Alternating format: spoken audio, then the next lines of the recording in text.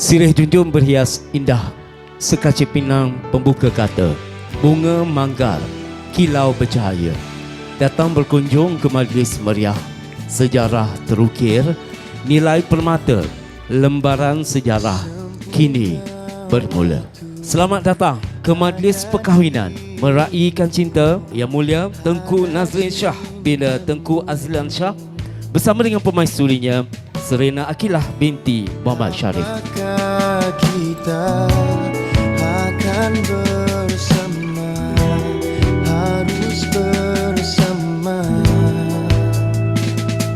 Semua indah kan berarti rasa hati lagi.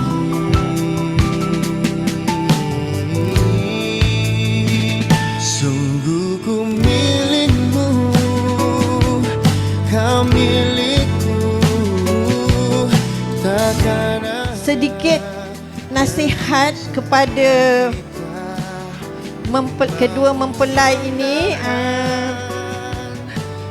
Ayah dan ibu sentiasa mendoakan kesejahteraan dan kebahagiaan di dalam alam perkahwinan ini, dan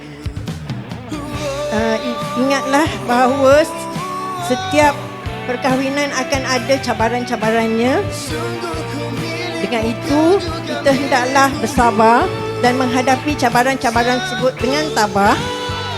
Dan juga yang paling penting adalah kesabaran dan kesyukuran di atas apa yang kita lalui, dan kita sentiasa menghormati tanggungjawab kedua-dua lelaki dan pihak suami dan pihak isteri. Sekiranya ada rasa hormat di antara kamu berdua, insya-Allah hidup akan bahagia hingga ke akhir hayat.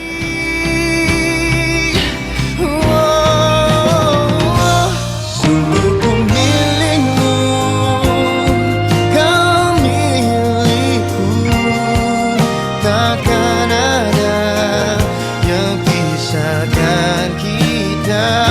Ku mampu bertahan, cepat atau lambat, mampu bertahan.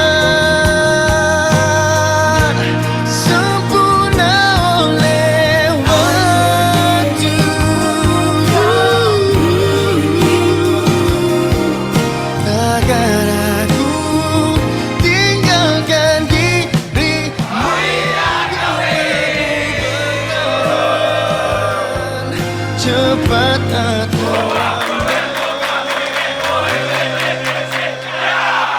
mampu bertahan, sempurna oleh waktu, sempurna oleh waktu.